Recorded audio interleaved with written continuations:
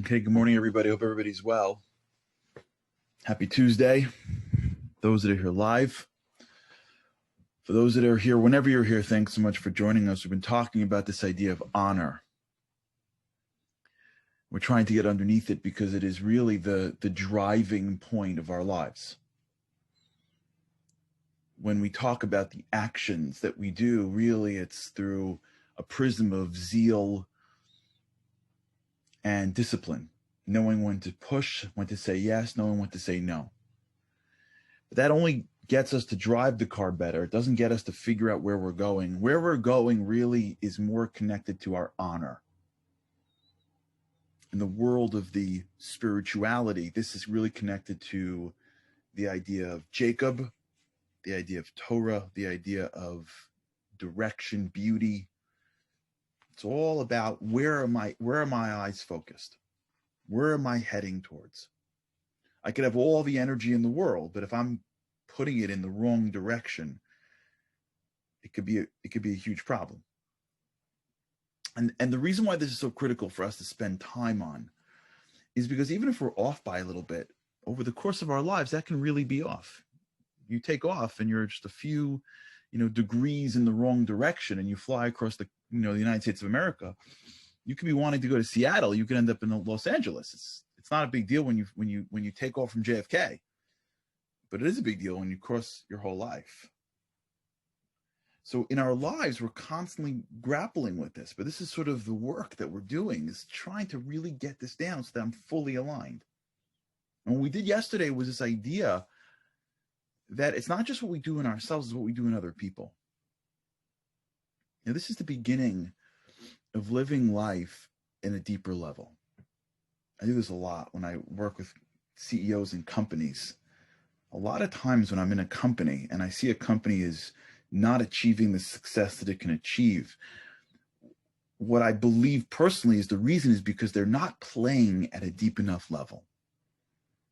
The people aren't playing deep enough. When they hear somebody in the company speak, they're only listening to the words. When they see somebody succeed or fail, they're only looking at the actions.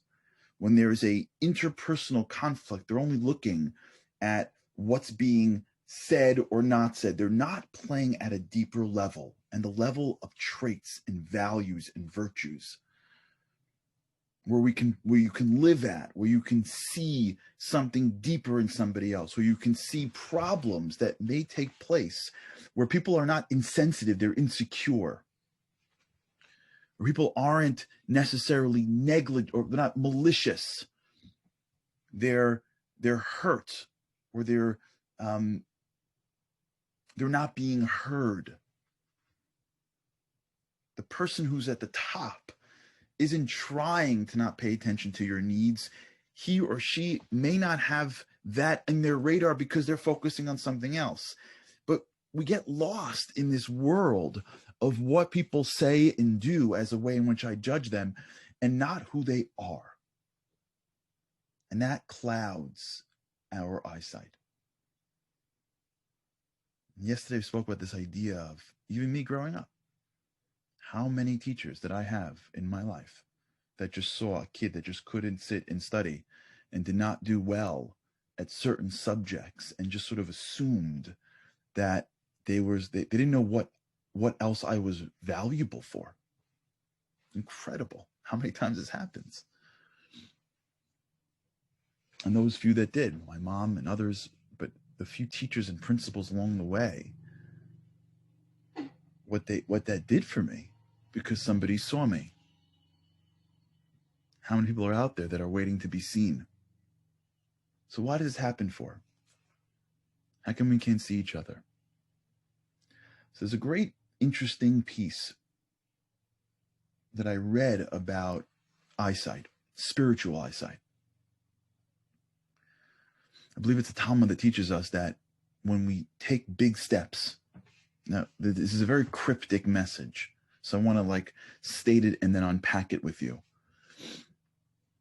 And Talmud states that when you take big steps, b'siyah gedolah, big steps, it causes you to lose a 60th of your eyesight.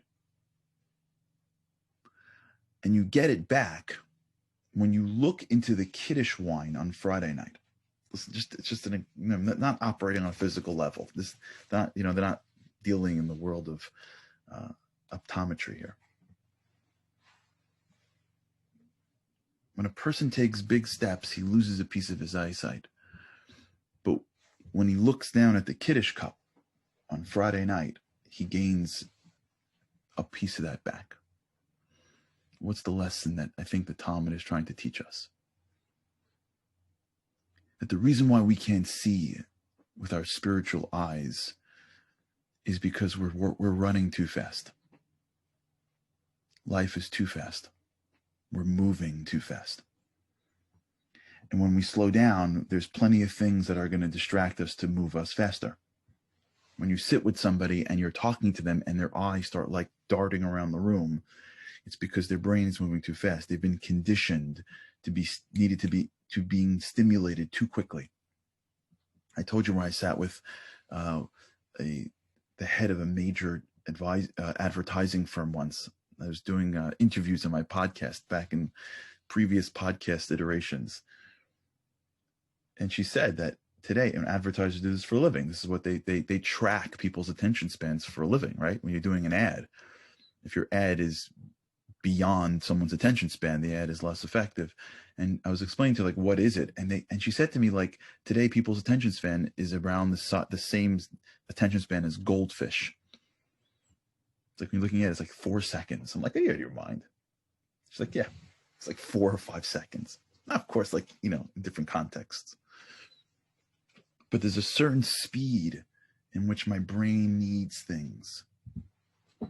Try standing online in a store and seeing what happens if you don't have something in your hands to scroll if you are online. It's like torture. The idea of thinking, forget about. Try talking to somebody and you try telling a story to somebody that doesn't have a punchline within the first minute, like building up a story. And if it's not like dramatic, sit with teachers and ask them what their lives are like now. God bless them. And for all of us that had their kids at home in Zoom, we know what it's like to be a teacher. If you're a teacher, right? L'chaim, if you're a teacher. Oh my gosh. Watching them on Zoom, forget about it. My gosh, it's impossible. Moving too fast. We're all moving too fast. Talmud tells us, you move so fast, you take big steps. You know what you're going to get through your big steps? You're going to get less eyesight. You'll get more done, but you won't be playing at a deep level. That's the power of Shabbat. That's what the rabbis are teaching us. On Shabbat, you slow down. You stare into that Kiddush wine. See the beauty in things. Kiddush wine is the representative of being Mekadesh, which is to sanctify, which is to take the mundane and to elevate. Relax. Stare at something for more than a second. You're going to see something deeper than what you originally thought. There's a world around us waiting to be seen that we just don't see. There are people that are yelling and screaming because no one's ever seen them. There are people that are giving up way too early because no one's ever seen them. There are people that are spending time, effort, and money to get somebody to compliment them. You ever talk to people like this? The entire conversation is one ploy to get you to tell them how great they are. You know this one?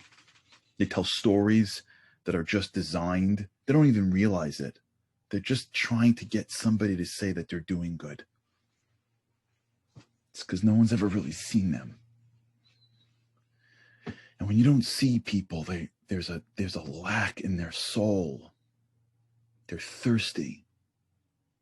No one sees them for who they are. No one sees them for their virtues. No one sees them for their values. No one sees them for their soul. They see how they look. They see how much money they make. They see how smart they are. They see how funny they are. But they don't see them. They're a utility. They work in a company, and when they produce, people smile, and when they don't, people frown. Nobody sees them. I had this with a company that I'm helping. I told the managers, I spoke to the management team right when COVID hit. I said, listen, this is the greatest chance you have to build your company. They're like, what do you mean on Zoom? I won't, like, forget it. Everyone is right now, March, April, May, during that time, people are becoming humans again. They're worried. They're scared. We were sent to our rooms. Now, when you speak to your employees, when you speak to your people that you're supervising, you have a chance to like ask them about their, like them. How's your family? How you feeling? How you doing? You can look in their eyes, even through a screen, and get to that person. And they're going to feel something like, oh my gosh, this person actually sees me. Don't talk just business. I'm not saying that you have to ask them like personal questions, but you can see somebody for a deeper level. You can see someone for their values. You can see someone for who they are. And when we see people for who they are, we give them a gift that maybe they don't get. And this is the greatest gift you can give somebody. Because the greatest gift you can give somebody is the ability for them to see themselves. And the way life works is that when me and you look out from who I am, I can't see inside me. Because if you remember, if you've been on the show with me long enough, you know that we've got a schema. And our schema is conditioned. And I am conditioned to survive. And I am conditioned to make it in this world. And I'm conditioned to be socially accepted. And I'm conditioned to win in my microculture. I am conditioned to not see me because I'm too busy trying to perform. If I spend all day looking at myself in the mirror, where am I going to go? My brain isn't conditioned to self-introspect. That's why people have a hard time journaling, because we're not built to self-introspect. We have to adopt introspection. I don't see myself. I can't see myself. I'm too busy trying to prove myself. I'm too busy trying to be able to survive in the world around me. I can't see who I am. It's just not how I'm built. It's not how God created us, to be able to see the virtues in us. So that's why you see somebody and they're so amazing and you go, my gosh, you're incredible. And they sometimes look at you like, what are you talking about? Like, you don't know what you're doing? And the person doesn't even know, because they don't see themselves. Because they're not supposed to see themselves. They're supposed to operate in a world. And until somebody else comes and sees them, they may never have seen themselves. There are people living around not knowing who they are because no one has ever looked at them for who they are. There are people married and in families and in communities. They don't know who they are. So when times are tough, they collapse. Or when things get hard, they give up. Or when they want to connect, they can't fully connect to somebody else. Not because they don't have the ability, because no one's ever shown them or seen them. Can you imagine the power that we have? Do you realize that we're sitting on the greatest gift ever? That we have a set of eyes that can see somebody else? And if we use those eyes not for how well someone could benefit me, and whether or not their actions or words are pleasing me, but you use those eyes to see the depth in somebody else, then being able to share that with them. And by the way, I got to tell you, even if you don't even say it, remember the Pygmalion effect? Remember the Rosenthal effect, the expectancy theory? Just seeing it could unlock a piece of somebody else's soul that was previously inaccessible to them. Do you realize that me and you are walking around with the ability to blow people up positively, the ability to give them something that it belongs to them, the ability to make them feel spiritually satisfied? We don't even got to, and it doesn't even cost us $1. Let me read you this excerpt from the book that I read yesterday, from the book called One, from Rabbi Kluger. Incredible. Listen to what he says. We're gonna hit this with God's help, because we're gonna hit this. Because once we identify our superpower, man, we become superhuman. This is a superpower. Eyesight. Spiritual eyesight. He's talking about this idea, about people that are just constantly in need of compliments. Here's what he writes. Listen to this. Let's understand what's at the root of this matter. A person has to feel that someone besides him appreciates and values his true worth. Listen to what the rabbi says. Somebody besides the person has to appreciate and value his true worth. Even more, he greatly needs to hear this said explicitly. The rabbi's taking it to the next level.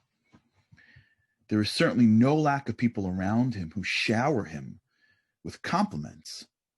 But after many years of hearing so many kind words, he remains distressed because he has not yet found the right person who will tell him the right word.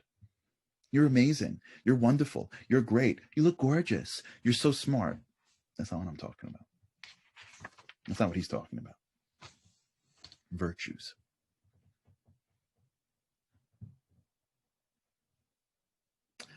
An honest person who hears a good and true word feels that now his inner essence has been shown to him. Even though he knew until now that he possessed a virtue, it wasn't visible to him. His friend validates and reveals what's hidden to him. What an amazing favor.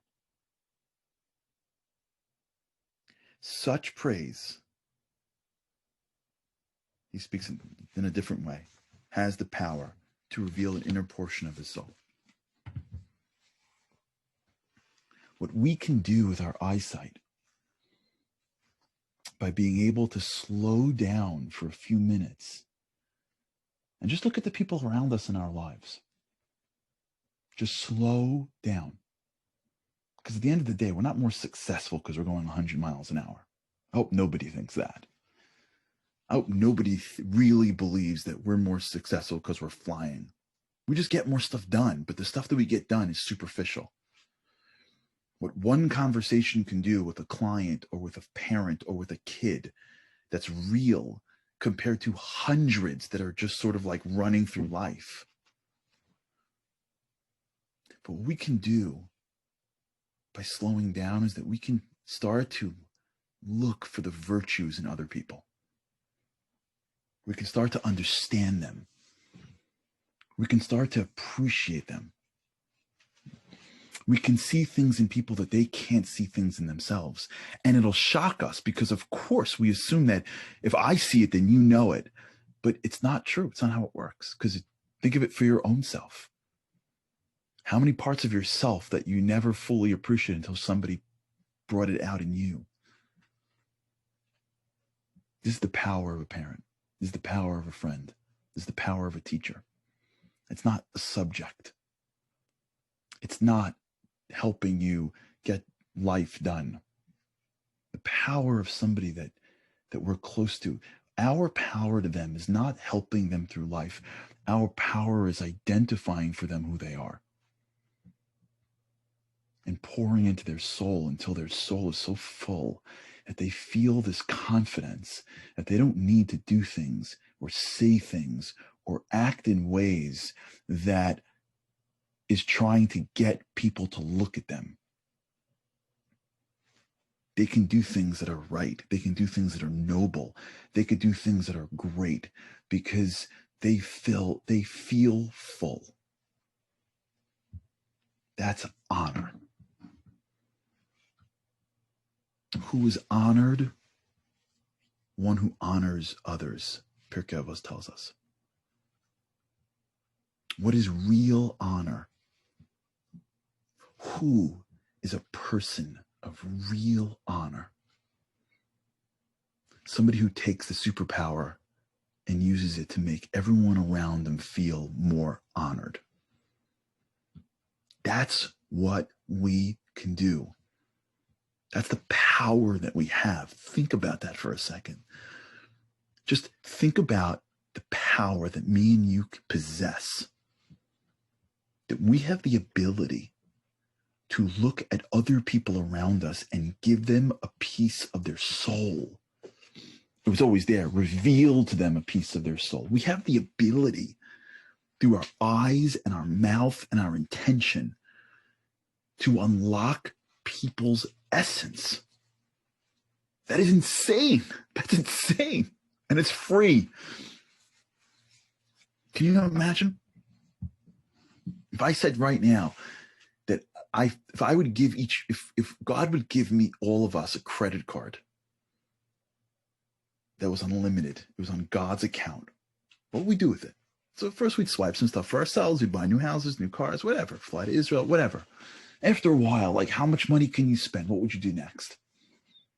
What would you do next? If we had an unlimited credit card, what would we do? After we bought whatever we needed, we swiping.